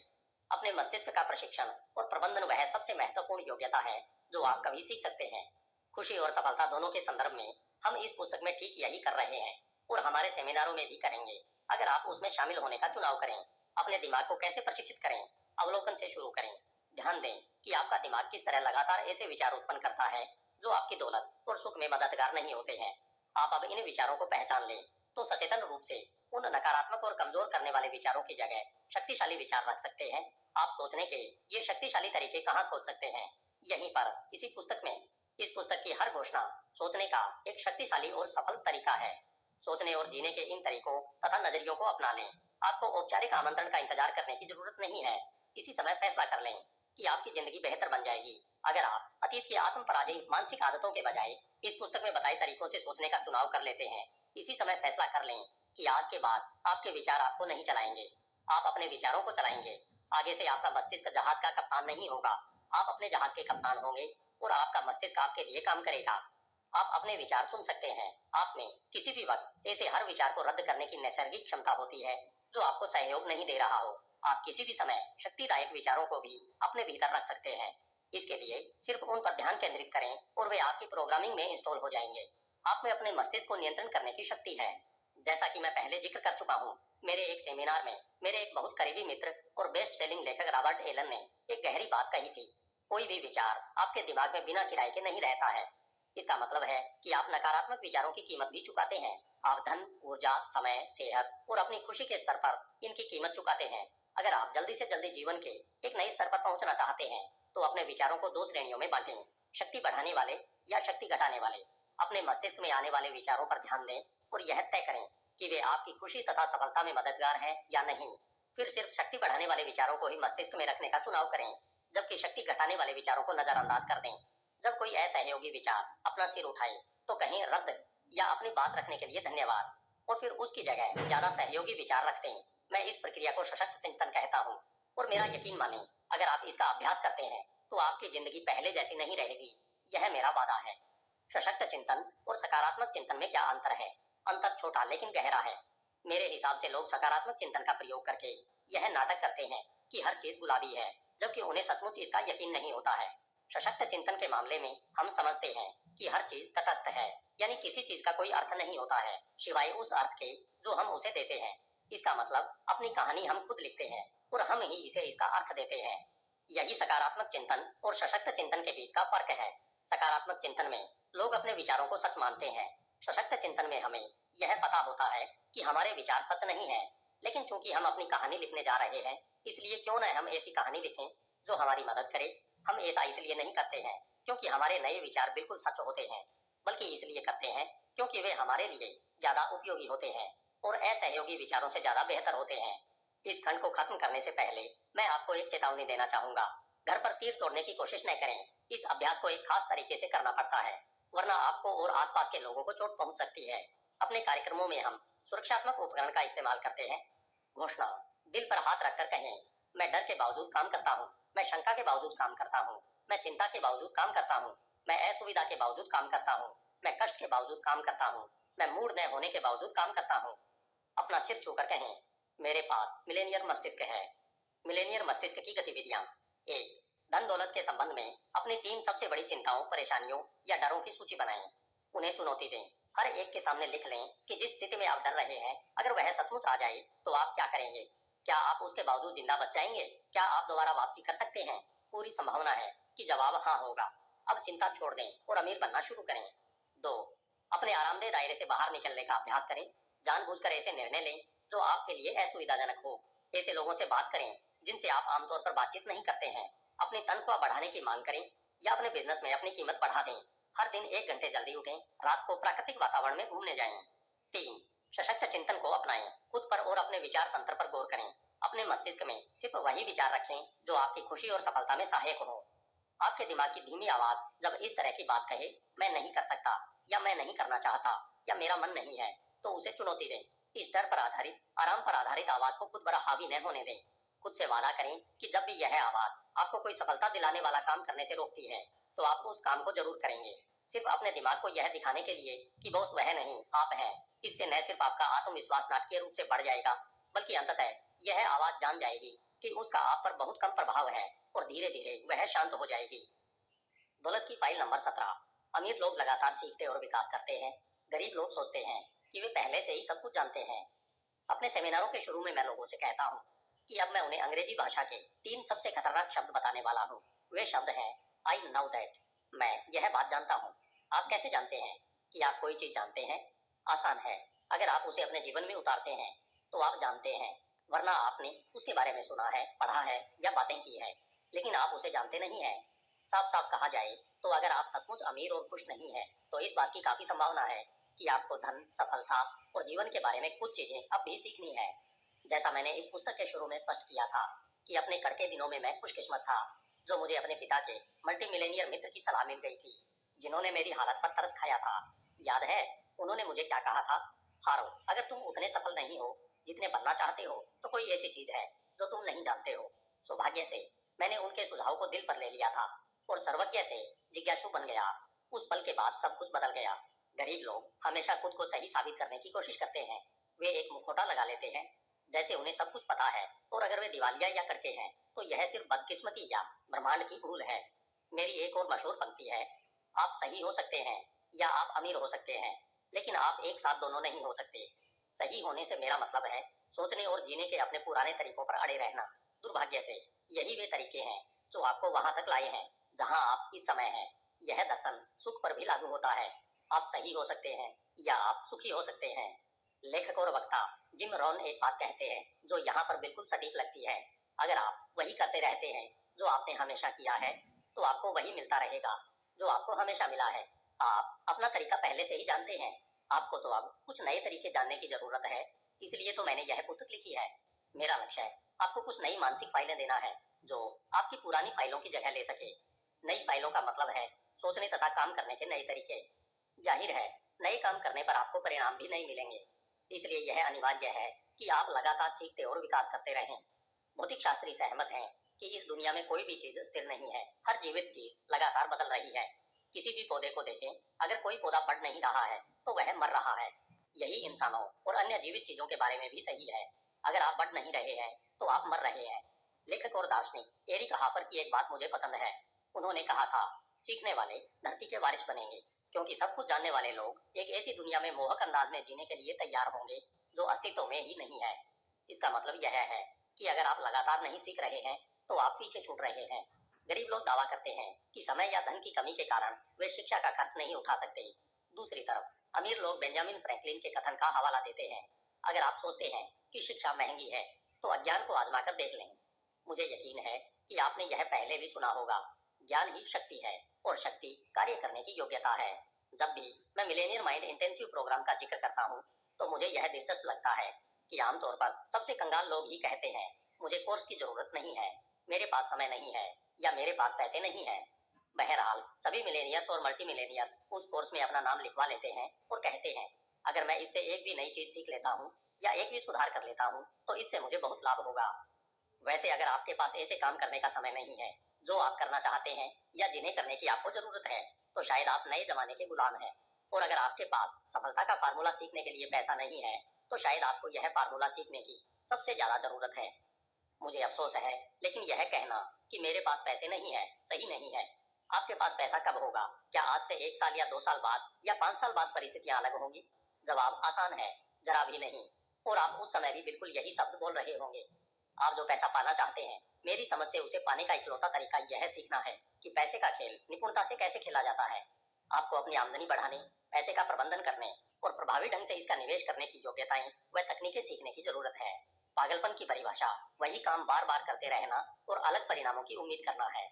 देखिए, आप जो काम कर रहे हैं अगर वे कारगर होते तो आप इस वक्त अमीर और सुखी होते। इस तथ्य को झुटलाने के लिए आपका मस्तिष्क जो भी सोच रहा है वह बहाने या खुद को सही साबित करने की कोशिश के अलावा कुछ नहीं है। मुझे आपके मुंह पर यह कहना अच्छा तो नहीं लगता, लेकिन मेरा काम ही यही है। मुझे यकीन है अच्छा कोच हमेशा आपसे इतनी ज्यादा मेहनत करवाएगा जितनी आप खुद से नहीं करवा पाएंगे, वरना कोच की जरूरत ही क्या है। कोच के रूप में मेरा लक्ष्य है आपको प्रशिक्षित करना, प्रेरित करना, प्रोत्साहित करना, उकसाना और साफ साफ दिखाना है कि आपको कौन सी चीज पीछे रोके हुए है। संक्षेप में, मैं आपसे वह सब करवाऊंगा जिसकी जरूरत आपको जीवन में अगले स्तर पर पहुंचने के लिए होगी। अगर मुझे करना ही पड़े तो मैं आपको चीर फाड़ डालूंगा और फिर आपको ऐसे तरीके से दोबारा जोड़ दूंगा ताकि सब कुछ ठीक हो जाए। मैं वह करूंगा जिसकी जरूरत आपको 10 गुना ज्यादा सुखी और 100 गुना ज्यादा अमीर बनाने के लिए होगी। अगर आप झूठी आशा बनाने वाले व्यक्ति की तलाश कर रहे हैं तो मैं सही व्यक्ति नहीं हूँ। अगर आप जल्दी से और स्थायी रूप से आगे बढ़ना चाहते हैं तो हम आगे चलते हैं। सफलता एक ऐसी योग्यता है जो सीखी जा सकती है। हम किसी भी चीज में सफल होना सीख सकते हैं। अगर आप महान गोल्फ खिलाड़ी बनना चाहते हैं तो आप सीख सकते हैं कि ऐसा कैसे किया जाता है। अगर आप महान पियानो वादक बनना चाहते हैं तो आप सीख सकते हैं कि ऐसा कैसे किया जाता है। अगर आप सचमुच सुखी बनना चाहते हैं तो आप सीख सकते हैं कि ऐसा कैसे किया जाता है। अगर आप अमीर बनना चाहते हैं तो आप सीख सकते हैं कि ऐसा कैसे किया जाता है। इससे कोई फर्क नहीं पड़ता कि इस वक्त आप कहाँ हैं। इससे कोई फर्क नहीं पड़ता कि आप कहाँ से शुरू कर रहे हैं। फर्क तो इससे पड़ता है कि आप सीखना चाहते हैं। मेरा एक प्रिय कथन है, हर महारथी कभी असफल था। एक उदाहरण देखें। कुछ समय पहले मेरे सेमिनार में एक ओलंपिक स्पीकर भाग ले रहा था। जब मैंने यह वाक्य कहा तो वह उठकर खड़ा हो गया और उसने कुछ कहने की अनुमति मांगी। उसकी दृढ़ता को देखकर मुझे लगा कि वह मेरे इस बात का पुरजोर विरोध करेगा, लेकिन हुआ उल्टा। उसने हर एक को अपनी कहानी सुनाई कि बचपन में वह अपने सभी दोस्तों से खराब स्कीइंग करता था। वे लोग कई बार उसे अपने साथ स्कीइंग करने इसलिए नहीं ले जाते थे क्योंकि वह बहुत धीमा था।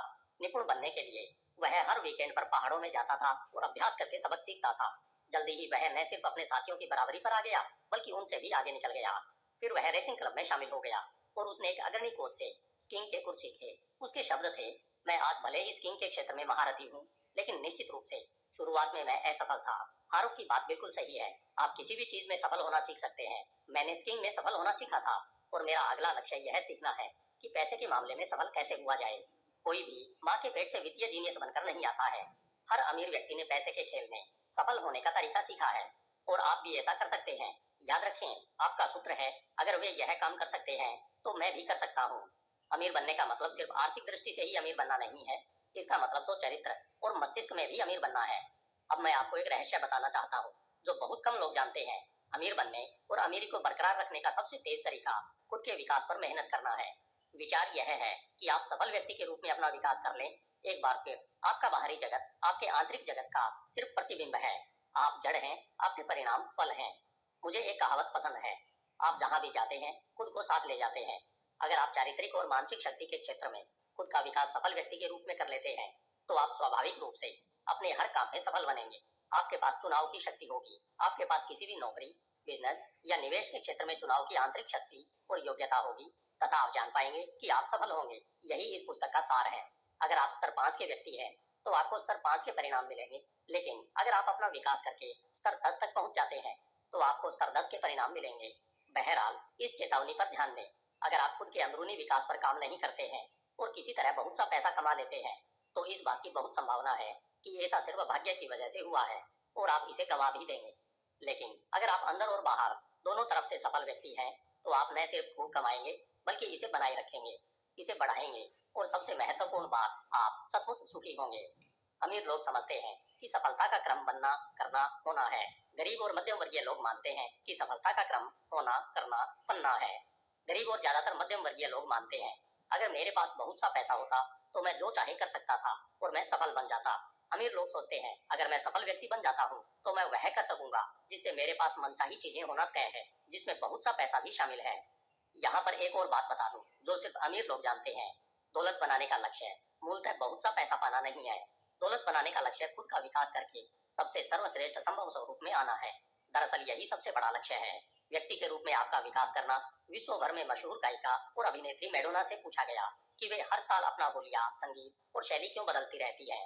उनका जवाब था कि संगीत उनके स्वयं को अभिव्यक्त करने का माध्यम है और हर साल खुद को बदलने से वे अपने मनचाहे स्वरूप वाले व्यक्ति में विकसित होने के लिए विवश होती है। संक्षेप में, सफलता का संबंध क्या से नहीं, कौन से है। अच्छी खबर यह है कि कौन यानी आप प्रशिक्षण और सीखने के लिए पूरी तरह से योग्य हैं। मुझे पता होना चाहिए, मैं किसी तरह से परिपूर्ण नहीं हूँ या उसके आसपास भी नहीं हूँ, लेकिन जब मैं अपनी आज की जिंदगी और 20 साल पहले की जिंदगी की तुलना करता हूँ तो मैं अतीत में स्वयं और अपनी दौलत तथा आज स्वयं और अपनी दौलत के बीच सीधा संबंध देख सकता हूँ। मैंने सफलता की राह पर चलना सीखा और आप भी ऐसा कर सकते हैं। इसलिए तो मैं प्रशिक्षण देने का काम कर रहा हूँ। मैं निजी अनुभव से जानता हूँ कि लगभग हर व्यक्ति को सफलता पाने के लिए प्रशिक्षित किया जा सकता है। मुझे सफलता पाने के लिए प्रशिक्षित किया गया था और अब तक मैं लाखों लोगों को इसके लिए प्रशिक्षित कर चुका हूँ। प्रशिक्षण कारगर होता है। मैंने पाया है कि अमीरों और गरीब तथा मध्यम वर्गीय लोगों के बीच एक अन्य प्रमुख अंतर यह होता है कि अमीर लोग अपने क्षेत्र के विशेषज्ञ होते हैं, मध्यम वर्गीय लोग अपने क्षेत्र में औसत होते हैं और गरीब लोग अपने क्षेत्र में खराब होते हैं। आप जो करते हैं उसमें कितने अच्छे हैं, आप अपने काम में कितने अच्छे हैं, आप अपने बिजनेस में कितने अच्छे हैं। क्या आप यह जानने का बिल्कुल निष्पक्ष तरीका चाहते हैं? बस अपना भुगतान देख लें, वह आपको हर बात बता देगा। यह सरल है। सबसे अच्छा भुगतान पाने के लिए आपको सबसे अच्छा बनना होगा। हम इस सिद्धांत को व्यावसायिक खेल जगत में हर दिन देखते हैं। आमतौर पर हर खेल में सबसे अच्छे खिलाड़ी सबसे ज्यादा कमाई करते हैं। विज्ञापनों से भी उन्हें ही सबसे ज्यादा कमाई होती है। यही सिद्धांत व्यावसायिक और वित्तीय जगत में भी सच साबित होता है। चाहे आप बिजनेस मालिक बनने का चुनाव करें या प्रोफेशनल या नेटवर्क मार्केटिंग डिस्ट्रीब्यूटर बनने का, चाहे आप सेल्स लाइन में हो या तनख्वाह वाले काम में, चाहे आप रियल एस्टेट, स्टॉक या किसी अन्य क्षेत्र में निवेशक हो। बाकी सभी चीजें समान होने पर आप अपने आप में जितने बेहतर होंगे उतना ही ज्यादा कमाएंगे। यह एक और कारण है कि अपने क्षेत्र में लगातार सीखना और अपनी योग्यता बढ़ाना क्यों अनिवार्य है। सीखने के विषय पर यह ध्यान रखें कि अमीर लोग न सिर्फ सीखते रहते हैं बल्कि वे उन लोगों से सीखते हैं जो उस जगह पर रह चुके हैं जहां वे खुद जाना चाहते हैं।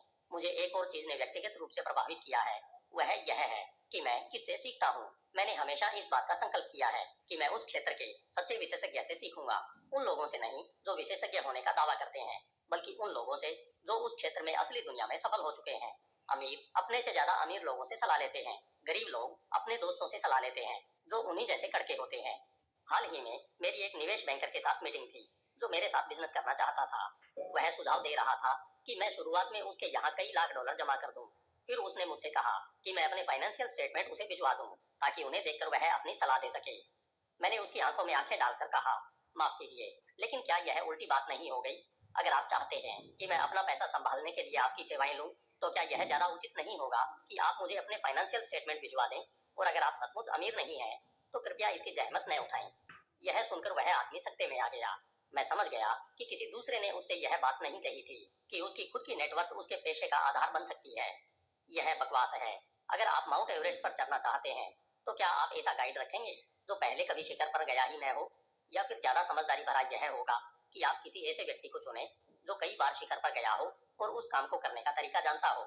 हाँ, मैं सुझाव दे रहा हूँ कि आप लगातार सीखने में गंभीर ध्यान और ऊर्जा लगाएं। बहरहाल, इस बारे में भी सतर्क रहें कि आप किससे सीख रहे हैं और सलाह ले रहे हैं। अगर आप कड़के लोगों से सीखते हैं, भले ही वे परामर्शदाता, कोच या प्लानर हो, तो वे आपको एक ही चीज सिखा सकते हैं, कड़के कैसे बनना है। वैसे मैं इस बात की बहुत सलाह देता हूँ कि आप एक व्यक्तिगत सफलता मार्गदर्शक की सेवाएं लें। अच्छा कोच आपको उस काम में लगाए रखेगा जो आप करना चाहते हैं। कुछ कोच जीवन मार्गदर्शक होते हैं, इसका मतलब है कि वे हर चीज संभालते हैं। बाकी कोच किसी खास क्षेत्र के विशेषज्ञ होते हैं जो व्यक्तिगत या व्यावसायिक प्रदर्शन, वित्तीय मामले, बिजनेस, संबंध, स्वास्थ्य और यहाँ तक कि आध्यात्मिकता के मामले ही संभालते हैं। एक बार फिर कहूंगा, अपने संभावित कोच की पृष्ठभूमि का पता लगाएं और यह सुनिश्चित कर लें कि वह उन क्षेत्रों में सफलता पा चुका हो जो आपको महत्वपूर्ण लगते हैं। जिस तरह माउंट एवरेस्ट पर चढ़ने के कई सफल मार्ग हैं, उसी तरह ऊंची आमदनी, तीव्र वित्तीय स्वतंत्रता और दौलत पाने के भी कई आजमाए हुए रास्ते और अचूक रणनीतियां हैं। बस आपको उन्हें सीखने और अमल में लाने का इच्छुक बनना होगा। एक बार फिर हमारी मिलेनियर माइंड मनी मैनेजमेंट विधि के अनुरूप मैं प्रबल सलाह देता हूँ, टेप, सीडी या अन्य किसी चीज को खरीदने में करें जिसके द्वारा आप खुद को शिक्षित करना चाहें। फिर चाहे यह औपचारिक शिक्षा तंत्र हो, निजी प्रशिक्षण कंपनी हो या आमने सामने की व्यक्तिगत कोचिंग हो, आप चाहे जो विधि चुने, शिक्षा फंड यह सुनिश्चित करता है कि आपके पास हमेशा सीखने और विकास करने के लिए पैसा रहेगा और आप गरीब व्यक्तियों का तकिया कलाम नहीं दोहराएंगे। मैं पहले से ही जानता हूँ, आप जितना ज्यादा सीखते हैं उतना ही ज्यादा कमाते हैं और आप उसे बैंक तक ले जा सकते हैं। घोषणा दिल पर हाथ रखकर कहें, मैं लगातार सीखने और विकास करने का संकल्प लेता हूँ। अपना सिर छूकर कहें, मेरे पास मिलेनियर मस्तिष्क है। मिलेनियर मस्तिष्क की गतिविधियां। एक, अपने विकास का संकल्प लें। हर महीने कम से कम एक पुस्तक पढ़ें, एक शैक्षणिक टेप या सीडी सुनें। हर महीने धन, बिजनेस या व्यक्तिगत विकास पर एक सेमिनार में भाग लें। यह करके तो देखें, आपका ज्ञान, आत्मविश्वास और सफलता आसमान छूने लगेगी। दो, खुद को सही मार्ग पर रखने के लिए व्यक्तिगत मार्गदर्शक की सेवाएं लेने पर विचार करें। तीन, मिलेनियर माइंड इंटेंसिव सेमिनार में भाग लें। इस अद्भुत कोर्स ने हजारों लोगों की जिंदगियां बदल दी है और यह आपकी जिंदगी भी बदल देगा। तो अब मैं क्या करूं? तो अब क्या? अब आप क्या करें? आप कहां से शुरू करें?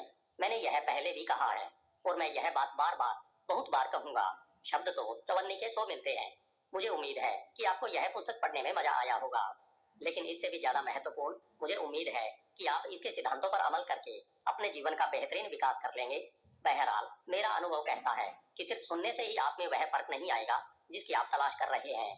सुनना सिर्फ शुरुआत है, लेकिन अगर आप असल दुनिया में सफल होना चाहते हैं तो आपके काम महत्वपूर्ण है। इस पुस्तक के खंड 1 में मैंने आपको धन के ब्लूप्रिंट की अवधारणा बताई थी। यह सरल है। आपके धन का ब्लूप्रिंट आपकी आर्थिक नियति को तय करता है। आप मेरे सुझाए सभी अभ्यास जरूर करें, चाहे वह शाब्दिक प्रोग्रामिंग, मॉडलिंग और विशेष घटनाओं के क्षेत्र में हो। हर अभ्यास पूरा करने से आप अपना ब्लूप्रिंट बदल सकते हैं और ऐसा ब्लूप्रिंट बना सकते हैं जो वित्तीय सफलता पाने में आपकी मदद करेगा। मैं आपको इस बात के लिए भी प्रोत्साहित करता हूँ कि आप मेरी सुझाई घोषणाएं हर दिन दोहराएं। इस पुस्तक के खंड 2 में आपने 17 विशिष्ट तरीके सीखे हैं जिनसे अमीर लोग गरीब और मध्यम वर्गीय लोगों से अलग तरह से सोचते हैं। मेरी सलाह है कि आप दी गई घोषणाओं को हर दिन दोहराकर इनमें से प्रत्येक दौलत की फाइल को याद कर लें। इससे ये सिद्धांत आपके दिमाग में जड़े जमा लेंगे। अंततः आप जिंदगी और आमतौर पर पैसे को बहुत अलग नजर से देखने लगेंगे। वहां से आप नए चुनाव करेंगे, नए निर्णय लेंगे और नए परिणाम पाएंगे। इस प्रक्रिया को तेज करने के लिए आप दौलत की हर फाइल के अंत में दिए गए अभ्यास कार्य करें। ये कार्य अभ्यास अनिवार्य है। स्थायी परिवर्तन के लिए कोशिका के स्तर पर काम होना चाहिए। आपके मस्तिष्क के सॉफ्टवेयर को दोबारा बनाना होगा। इसका मतलब है कि आपको इस सामग्री पर अमल करना होगा। सिर्फ इसके बारे में पढ़ना या सुनना नहीं है, बात नहीं करनी है, सोचना नहीं है, बल्कि सचमुच काम करना है। अपने दिमाग की धीमी आवाज से सावधान रहें जो इस तरह की बात कहती है, अभ्यास व अभ्यास छोड़ो, मेरे पास इन अभ्यासों के लिए समय नहीं है और वैसे भी मुझे इसकी जरूरत नहीं है। गौर करें, यह कौन बोल रहा है? मस्तिष्क की प्रोग्रामिंग। याद रखें, इसका काम आपको ठीक वहीं रखना है जहां आप हैं, यानी आपके आरामदेह दायरे में। इसकी बातों पर कान न दें, कार्य अभ्यास करें, घोषणाएं करें और अपने जीवन को शिखर पर पहुंचते देखें।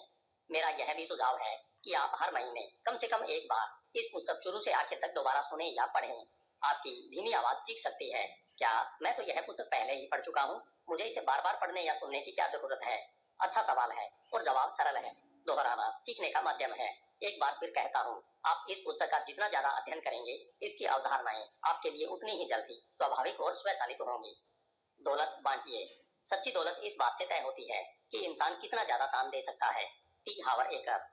यह पुस्तक आपको अपने सोचने के तरीकों पर ध्यान देना सिखाती है। यह आपको सिखाती है कि आप धन संबंधी उन विचारों, आदतों और कार्यों को चुनौती दें जो नकारात्मक है और आपको सीमित करते हैं। हम पैसे से शुरू इसलिए करते हैं क्योंकि ज्यादातर लोगों के जीवन में पैसा दुख का एक बहुत बड़ा कारण है। लेकिन यहाँ एक ज्यादा बड़ी तस्वीर भी है जिस पर विचार करना चाहिए। देखिए, एक बार जब आप पैसे के बारे में अपने नकारात्मक तरीकों को पहचानने लगेंगे तो यह जागरूकता आपके जीवन के हर हिस्से में पहुंच जाएगी। इस पुस्तक का लक्ष्य आपकी चेतना बढ़ाना है। एक बार फिर, चेतना का मतलब अपने विचारों और कार्यों पर नजर रखना है ताकि आप अतीत की प्रोग्रामिंग के आधार पर काम करना छोड़ दें और वर्तमान के सच्चे चुनाव से काम कर सकें। यह अपने उच्चतर स्वरूप से प्रतिक्रिया करने की शक्ति के बारे में है, जब आपको डर पर आधारित अपने कमतर स्वरूप से प्रतिक्रिया करने की जरूरत नहीं होगी। इस तरीके से आप अपने सर्वश्रेष्ठ स्वरूप में आ सकते हैं और अपनी सर्वश्रेष्ठ तकदीर लिख सकते हैं। लेकिन ध्यान दें, इस कायाकल्प का संबंध सिर्फ आपसे ही नहीं है, इसका संबंध तो पूरे संसार से है। हमारा संसार इसमें रहने वाले लोगों के प्रतिबिंब से ज्यादा कुछ नहीं है। जब हर व्यक्ति अपनी चेतना बढ़ा लेता है तो पूरे संसार की चेतना बढ़ जाती है। डर से साहस की ओर, नफरत से प्रेम की ओर तथा अभाव से समृद्धि की ओर, सबके लिए। इसलिए यह हम में से हर एक की जिम्मेदारी है कि हम खुद को रोशन करें ताकि हम दुनिया को ज्यादा रोशन बना सकें। अगर आप चाहते हैं कि दुनिया किसी खास तरह की हो तो खुद उस तरह के बनकर शुरुआत करें। अगर आप चाहते हैं कि दुनिया बेहतर बन जाए तो खुद बेहतर बनकर शुरुआत करें। इसलिए मेरे हिसाब से यह आपका कर्तव्य है कि आप अपना विकास करके अपनी संपूर्ण क्षमता तक पहुंचे और जीवन में दौलत तथा सफलता पाएं, क्योंकि ऐसा करने पर आप दूसरों की मदद करने में समर्थ हो पाएंगे और संसार में अपना सकारात्मक योगदान दे पाएंगे। इसलिए मैं आपसे चाहता हूं कि आप चेतना और सशक्तिकरण का यह संदेश दूसरों तक पहुंचाएं। इस पुस्तक का संदेश यथासंभव अधिकतम लोगों तक पहुंचाएं। अपने कम से कम 100 दोस्तों, परिजनों और सहयोगियों को इसके बारे में बताएं या उनके जीवन को बदलने के लिए उन्हें यह तोहफा देने पर विचार करें। वे न सिर्फ इन सशक्त वित्तीय अवधारणाओं को सीखेंगे बल्कि यह देखना भी सीखेंगे कि वे किस तरह से सोचते हैं। वे अपनी चेतना बढ़ा लेंगे और इस तरह दुनिया की चेतना बढ़ जाएगी। उनके लिए यह भी बहुत अच्छा रहेगा अगर वे आपके साथ मिलेनियर माइंड इंटेंसिव सेमिनार में आ सकें। यह सचमुच एक वरदान है कि आपके मित्र और परिवार वाले आपके साथ यह असाधारण अनुभव ले सकें। मेरा सपना है कि एक पुस्तक, एक कोर्स, एक बार में एक व्यक्ति करके हम दुनिया को बेहतर बना सकते हैं। मैं इस सपने को हकीकत में बदलने के लिए आपका सहयोग चाहता हूँ। धन्यवाद। HindiAudiobook.com। आपका दिन शुभ हो।